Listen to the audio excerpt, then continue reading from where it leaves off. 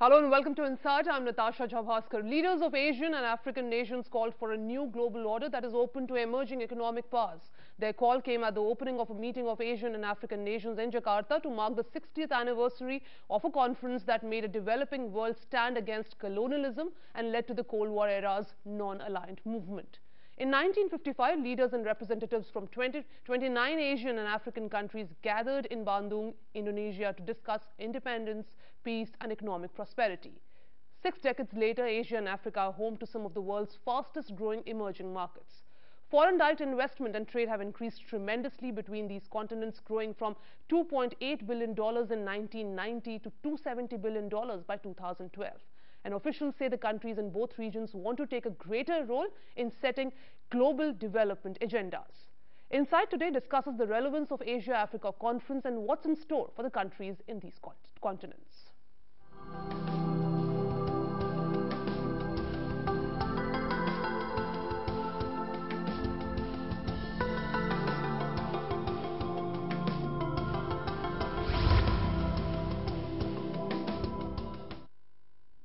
And joining me on the program today, very esteemed guest with me, former Ambassador Skandranjan Tayal. Thank you very much, Mr. Tayal, for joining us in this program. Also with me, the editor of Hard News, Sanjay Kapoor. Thank you very much, sir, for joining us in this program. With me, senior journalist Kamar Agha. Thank you very much, sir, for joining us in this program. And also with me is coordinator of African Center IDSA, Ruchita Berry. Thank you very much, ma'am, for joining us in this program. I'll start the discussion with you, Ms. Berry. How important this conference is and the very relevance of Asian-African conference. Do you really see this as a bridge between Asian and African nations? I think it is, you've rightly said that it is indeed a bridge between Asia and Africa. It is the 60th anniversary of this conference, and while the spirit of Bandung conference was on the anti-colonial struggle. It was basically the anti-colonial struggle and looking at commonalities between these two regions was what brought them together. But I think the spirit of Bandung is still alive, and the two regions have a lot of common challenges. So I think they can, the leaders of these two regions can sit together and work for finding solutions. Right, so you're saying the spirit of the Bandung conference is very alive, but will you also agree this is a world very different from the world which delegates actually experienced in 1955? Yeah, that is true. I mean, that time the world was divided into two blocks, and right now those blocks have disappeared, though there is still a divide between North and South. So the style of cooperation has changed in a way. We are looking at a kind of a cooperation between the global South, and Bandung is signifying that cooperation. Right. In fact, the very title of the Asian African Conference is Strengthening South-South Cooperation to Promote World Peace and Prosperity. Bringing you Ambassador Tayal here, what's your first reaction to the very relevance of Asian African Summit and how important this is? See, in 1955, when the first Bandung Conference took place, the agenda was mainly political. And Nehruji's idea, Sukarno's idea was very clear how to keep these European powers out of Asia, because they had messed up Asia, dominated over Asia, crushed Asia for 200 years. And the corollary was how to keep Asian and African countries out of the big power rivalry, Cold War, which was raging at that time in the 50s between Soviet Union-led bloc and the United States-led bloc. Now, 60 years down the line, now in April 2015, the agenda has shifted for Asian and African countries, and it is more on economic issues, as you have just said that it is strengthening South-South cooperation to promote world peace and prosperity. And I am very surprised, because Asian and African countries are facing enormous political issues. There is the whole Western philosophy or ideology or concept of responsibility to protect. and with that proxy they have destroyed countries in Asia and Africa. Ambassador Tayal, do you think the world would have been different had Bandung not taken place? Because many analysts feel that they debate the very relevance of this conference and what really comes out of this conference. Do you think things would have been different if there was no Bandung? See, 1955 definitely it was an alternative route. It was the 30 countries, 26 I think, 29. which were 29, which were newly emerging, they were becoming independent or on the verge of becoming independent. They just didn't know what kind of course to take as they go along, and can they have an independent course, and ultimately that led to a non-aligned movement. So that was a historic conference. That was a conference which gave up with new ideas. That of course China also emerged at that time. China Lai came first time on an international conference. Right, so a very historic conference, as you're pointing out, in 1955. But I don't think that is likely to happen again. That is likely to happen again, now. And maybe that will be the very aim of the Indonesian president, to repeat it, what actually Sukarno did in 1955. But do you see that potential and the very relevance of Bandung conference today, Mr. Kapoor? I think this 60 years anniversary of Bandung is an occasion that our Prime Minister missed. I think he should have been there interacting with the leaders of about 100 odd countries. This would have been a moment to actually reach out to countries like us, because even China, if you look at it, they call themselves a developing country. They don't, despite all the wealth that they have generated, all the influence they have garnered for themselves, they don't say they are a developed country. So they are happy to be part of this group. So I'm rather surprised why the PM has not gone there. In fact, I was told he would be visiting there. In fact, he told the Indonesian Prime Minister or President that he would be coming, and then there was a change in program. And with the kind of personality Prime Minister Modi has, I'm sure he would have made a great amount of impact. Because India can safely take ownership for the Bandung conference. Jawaharlal Nehru had a great influence. He was the one who provided a chartered aircraft, Air India aircraft, to Chow En Lai to come to Bandung, but that aircraft got blown up because it was a conspiracy of the West to prevent China from actually getting any kind of acceptability in the conference. So he came in some other aircraft. Right. And Chow En Lai kind of legitimacy that he began to get, India had a major role to play. So 60 years down the line, we could have safely claimed ownership of what has happened. So by not going there, I think China, it will be a moment for China. They are the ones who would probably use this occasion to establish or to tell the Afro-Asian country that they are the country which is going to put things together. They have the Belt and Road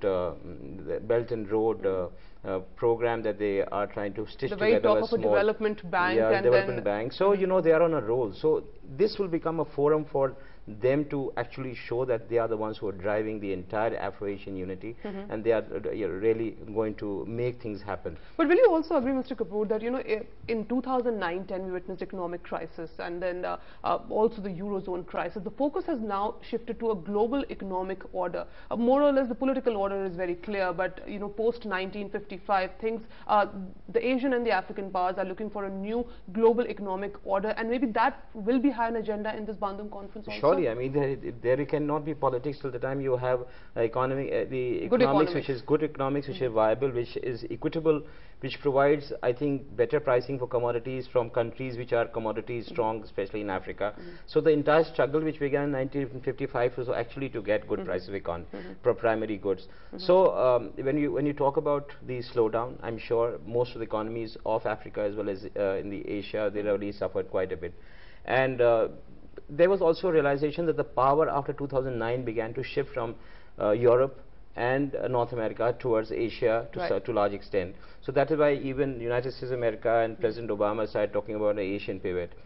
So there has been great amount of change that has taken place. It's not that it has not happened, but it is very, you can say there is no equity, and we are seeing the Western powers talking about Asian century and also, as rightly pointed out, about the Asian pivot. But Professor Aga, in terms of what's your reactions to the fact that Bandung conference and 1955, a very, very important year, things would have been any different if there was no Bandung? And today, how you look at, are we looking for a new global economic order? Because let's not forget, countries like China and Japan are looking at Bandung in a very, very significant way. But there are countries which also focus more on bilaterals now than on, on a multilateral fora like this. No, there is a tremendous desire, among the most of the countries of Asia and Africa to come together, find out some solutions. Because most of these countries, both the regions, Asia as well as Africa, this is one of the most richest area in the world, you know, all sorts of mineral, natural resources, you name anything, you will find it here, you know, and that is a source of trouble also, you know. They also want, you know, because they see, you know, in a multipolar world is emerging, and they also see, you know, it's the era in which the regional cooperation, you know, so therefore, you know, it becomes very important, and the emphasis now is on economic cooperation between the countries, you know, bilateral as well as, you know, the forum provides, you know, multilateral, bilateral, you know, opportunities for the countries to talk about, you know. I think it becomes very important. Second thing, you know, most of the countries, you know, I was going through the reports, you know, mentioning, you know, that the international order is too dominated by the North. Right. So they want, you know, the South-South cooperation to grow, and they are also one of the most important demands there was the restructuring of the United Nations, you know, and especially the financial institutions control, Bretton Woods institution. They said that we were not there when it was formed, you know. So there is a need for multipolar world, one thing, and the second thing, you know, restructuring of so restructuring of United Nations and also of financial institutions. Ms. Berry, if I can just bring you in here, how things have really changed in past 50 years, because if you look at the challenges, do you think challenges are any different today? Of course, colonialism, imperialism, any form of exploitation of one nation by the other is more or less over, except in the case of Palestine and Israel. But if you focus on other issues like poverty, human rights abuse, also terrorism, these are common threats, and Africa and Asia can work together on crucial and complex issues? Yeah, I think we can cooperate. I think if you look at challenges, in terms of Africa, Africa was seen as a hopeless continent. Till about a decade back, economists said that Africa was a hopeless continent. But that has changed now. Africa is a continent which has one of the fastest growing economies in the world. I think by the latest reports, about 10 of the fastest growing economies in the world are in Africa. Similarly, Asia was also the focus of economic progress, and in that terms, I think there is a change happening. But the conflicts are also continuing in the region. In Africa, you have a whole lot of conflicts, whether you take the case of DRC, the Democratic Republic of Congo, or in Somalia, which is where you have Al-Shabaab terrorists creating problems for the region, and in the west you have Boko Haram, which is creating problems in West Africa. Similarly, in Asia, we have our own set of political and territorial disputes which haven't ended, and the dominance of China in both in Africa and in Asia is again a challenge for the countries in the region. So I think whether we cooperate, but Ms. Berry, one argument which is generally conflict. One argument which is generally given by analysts is that the focus of big countries, be it India, be it China, be it Japan, is largely on bilaterals than on what really happens in a multi-level forum like this. And do you think this cannot really address the complex issues, and the focus generally shifts to bilaterals, and maybe that is something which has not really helped the Bandung conference?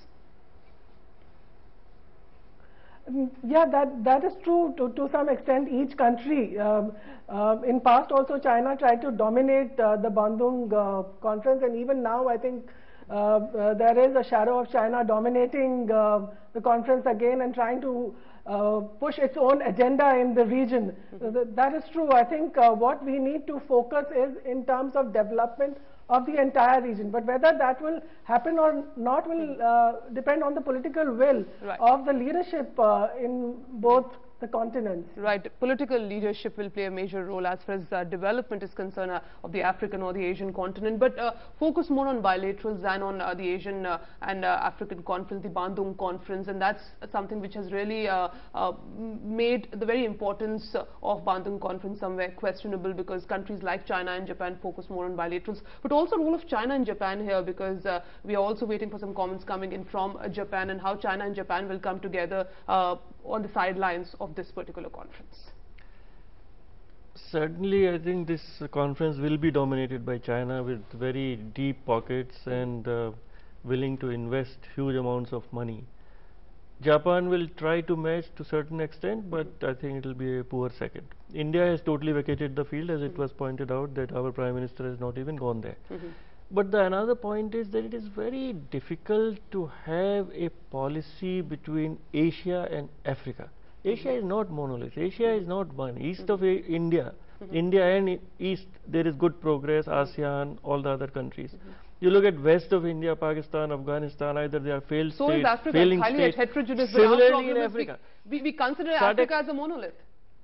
Which is wrong. Which is so wrong. SADC, some South Africa or Nigeria, Angola, some countries are doing very well, some countries are doing very poorly. Then there is a whole North Africa which is really Arab. So to my mind, to think of some kind of a great design and understanding between Asia as a whole and Africa as a whole is a pipe dream. That is But not the going to happen. Asian-African bloc countering the challenge of the Western powers. Then you are putting it vis-a-vis, vis-a-vis West. Then what are the differences with the West? Okay. West, whenever it gives aid, investment, they have strings attached. That you do this on human rights, you don't dip big dam there, etc. When the Chinese are coming, I think they will come with investment, etc. without strings attached. That is one major difference. And the second is, how do you deal with whole, as I said earlier, of responsibility to protect and terrorism. I don't know how much it will be on the agenda in Bandung, because from whatever reports I have seen, the focus is perhaps more on economy. Right. Mr. Kapoor, how things have really changed in the past 50 years? The colonialism days are over, but as far as the challenges are concerned, very, very common. Poverty, human rights abuse, terrorism, and these are issues common both in Asia and in Africa. So much has changed, but still a lot of things are the same if you look at it. I mean, the suffering of the humankind continues to present itself in different ways. You have evidence of deep suffering in the areas Ambassador Tayal has just pointed out in Africa and even parts of India. Things haven't really, I mean, there has been great amount of wealth creation, but it has not really flowed down to the lowest level. So in certain ways there is a need for different geographies, different societies to come together, share experience to see how they can work together, what kind of businesses can be generated. But if you look at it, I'm coming back to China, it's President Xi Jinping's vision of road and belt. It actually attempts to integrate some businesses of Africa with Asia when Beijing or China becomes pivot. If you must remember that Xi Jinping is coming immediately after Pakistan, where he has announced $46 billion worth of investment in Pakistan. So imagine if that kind of money gets into an economy, what does it do? The very nature, very standards of the economy change.